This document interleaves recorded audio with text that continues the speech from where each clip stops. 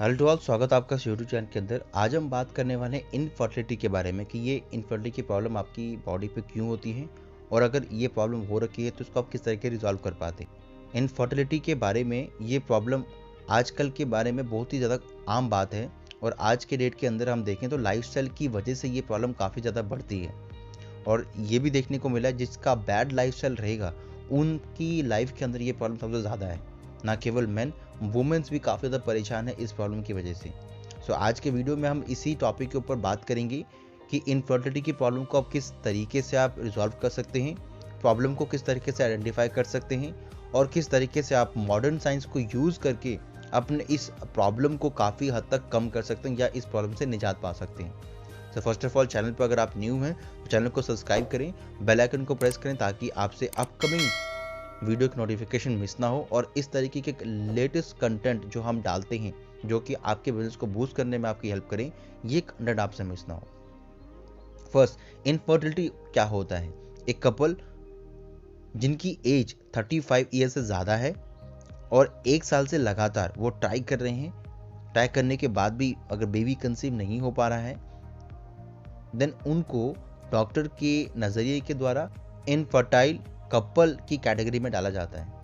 अगर उनकी एज 35 से अबव है देन डॉक्टर उनको सिर्फ 6 महीने का टाइम देते हैं। 6 महीने के टाइम के अंदर अगर उनको बेबी कंसीव हो जाता है तो वेल एंड गुड, अगर बेबी कंसीव नहीं होता है देन उनको इमीडिएटली डॉक्टर के पास जाके कंसल्ट करना पड़ता है अपने इस प्रॉब्लम को, ताकि वो चेक कर सकें कि क्या प्रॉब्लम है जिसकी वजह से ये चीज़ उनकी बॉडी के अंदर बन नहीं पा रहा या प्रोसेस पूरी तरीके से बन नहीं पा रहा है। उन सब चीज़ों को चेक करने के बाद ही आपको गाइड कर पाते हैं। और क्या रिस्क फैक्टर रहता है इस प्रॉब्लम में? जो फीमेल जिनको इरेगुलर पीरियड्स हो रखे हैं, थायराइड्स की प्रॉब्लम हो रखी है, ओबेसिटी की प्रॉब्लम हो रखी है या कोई पास सर्जरी हो रखी है उनके ओवरियन के अंदर, ट्यूबल के अंदर और एनी इन्फ्लेमेशन रिलेटेड प्रॉब्लम अगर उनको है तो ये सब कहीं ना कहीं वुमेन की प्रेगनेंसी के बीच में आ सकते हैं और प्रेग्नेंट होने से उनको रोक सकते हैं। तो ये सब चीज़ें आपको अंडरस्टैंड करनी होंगी।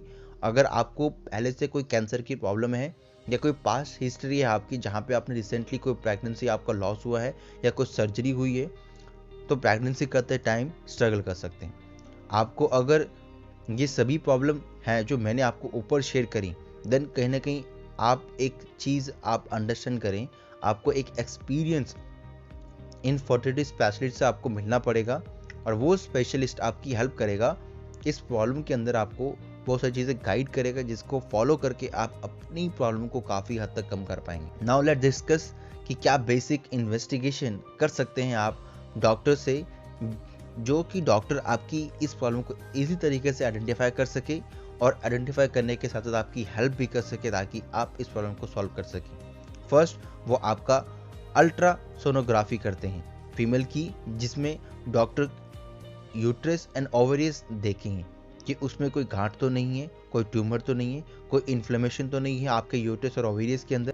ट्यूब टेस्ट एक प्रोसेस होता है जिससे वो देखते हैं कि क्या आपका ट्यूब जो है वो डैमेज तो नहीं है या ब्लॉक तो नहीं है। अगर ये दोनों चीज़ें नॉर्मल हैं देन डॉक्टर आपको हार्मोनल प्रोफाइल या हार्मोन प्रोफाइल चेक के लिए आपको रेकमेंड करते हैं। अगर हम मेल की बात करें तो मेल जिनको इनफर्टिलिटी की प्रॉब्लम हो सकती है वो खासकर लोग वो होते हैं जो ज़्यादा ड्रिंक करते हैं, ज़्यादा स्मोक करते हैं, ज़्यादा अल्कोहल कंज्यूम करते हैं या ज़्यादा कैफीन, या ज़्यादा लोग सिटिंग जॉब में जो काम करते हैं जॉब के अंदर टाइट अंडरवेयर गारमेंट पहनते हैं, और अगर वो एक्सरसाइज ज़्यादा करते हैं तो इन लोगों को इनफर्टिलिटी की प्रॉब्लम ज़्यादा हो सकती है और देखी गई है। आपको हर एक चीज़ नॉर्मलाइज तरीके से आपको करनी है, क्योंकि बहुत सारे बॉडी बिल्डर्स को ये प्रॉब्लम काफ़ी ज़्यादा होती है क्योंकि वो काफ़ी ज़्यादा वेट लिफ्ट करते हैं, टाइट टी शर्ट पहनते हैं और काफ़ी टाइट अंडर गारमेंट्स पहनते हैं, जिसकी वजह से ये प्रॉब्लम काफ़ी बढ़ जाती है। मेल्स में उनके सीमन एनालिसिस को कल्चर सेंसिटिविटी रिपोर्ट कराई जाती है, जिसमें सीमन में डॉक्टर उनकी मोबिलिटी काउंट, मोरोफोलॉजी के बिहेवियर पैटर्न को चेक करने के साथ साथ उनकी हेल्प करते हैं ताकि अगर कोई अननोन हिडन इन्फेक्शन अगर उनकी बॉडी में है तो उनको हटाया जा सके या रिमूव किया जा सके।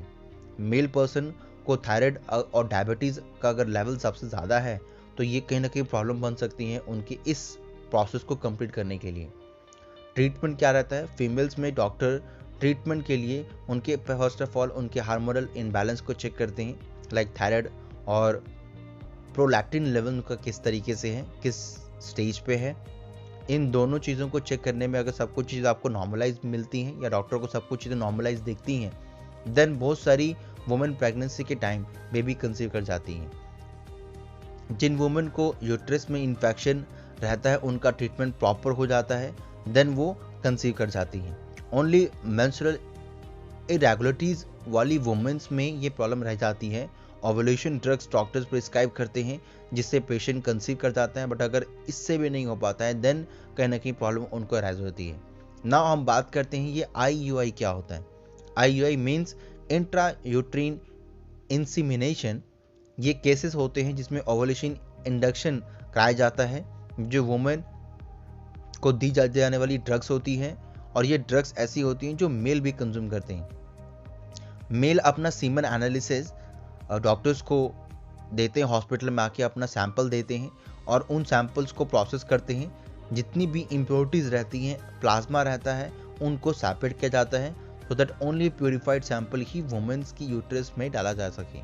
अगर तो 3 से 4 बार ऑलरेडी IUI फेल हुआ है ट्यूबल ब्लॉकेज की वजह से या किसी सेवरल कंडीशन की वजह से, देन सिवियर मेल फैक्टर है, देन उनको IVF रेकमेंड किया जाता है।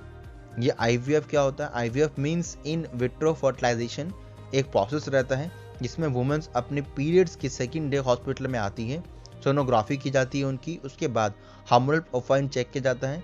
सब कुछ चीज़ें ठीक होने पर गैंडोट्रोफिन हार्मोनल इंजेक्शन देन उनको दिया जाता है, जो कि 10 और 12 डेज के बाद दिया जाता है उनकी बेहोशी में, ताकि उनके ओवरी से एग निकाला जा सके फीमेल से, और सेम डे मेल पेशेंट अपना सीमन अपना स्पर्म सैंपल डॉक्टर्स को आके हॉस्पिटल में आके डिपॉजिट करता है, सेपरेट करता है, और देन उसमें से सीमन को सेपरेट करके जो इम्प्योरिटीज होती है उनको हटाया जाता है और लैब में एम्ब्रियो तैयार किया जाता है। देन ये सब चीज़ें होने के बाद 4th और 5th डे वुमेन के यूट्रस में प्लेस कर दिया जाता है।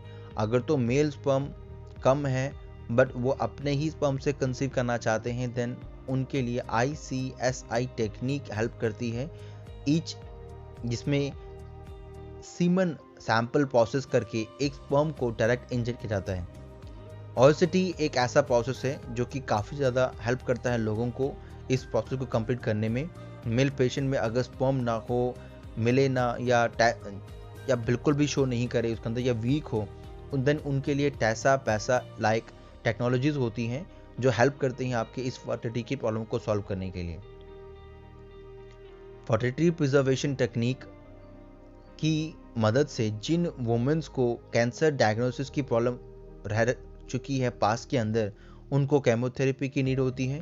डॉक्टर उनके केमोथेरेपी स्टार्ट होने से पहले ही ओसिटिस रिट्राइव कर लेते हैं।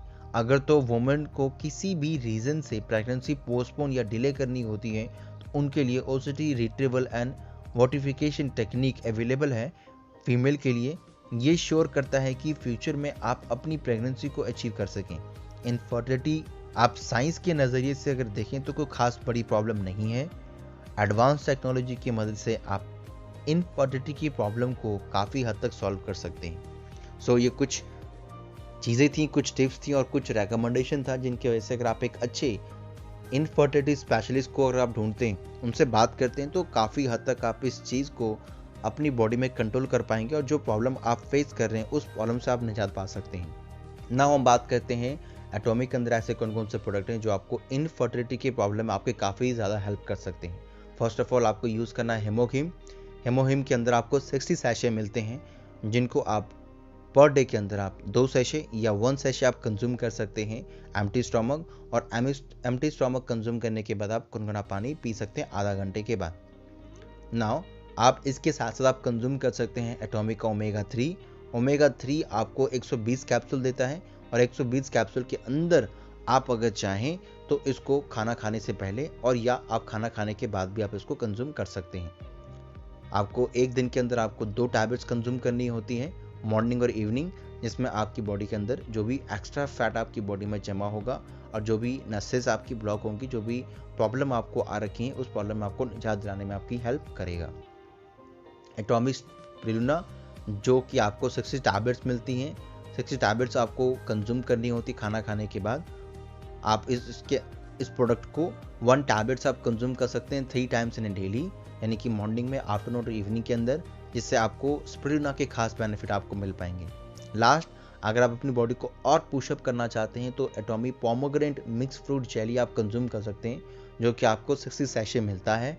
और इस 60 सैशे को आप एक दिन के अंदर, आप चाहें तो मॉर्निंग और इवनिंग के अंदर आप 2 सैशे आप कंज्यूम कर सकते हैं।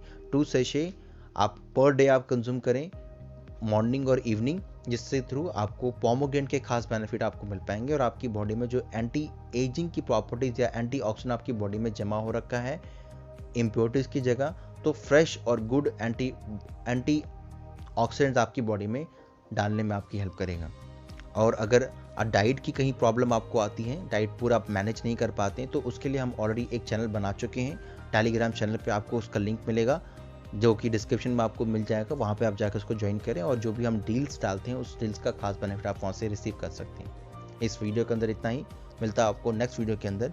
Till the time, thank you so much.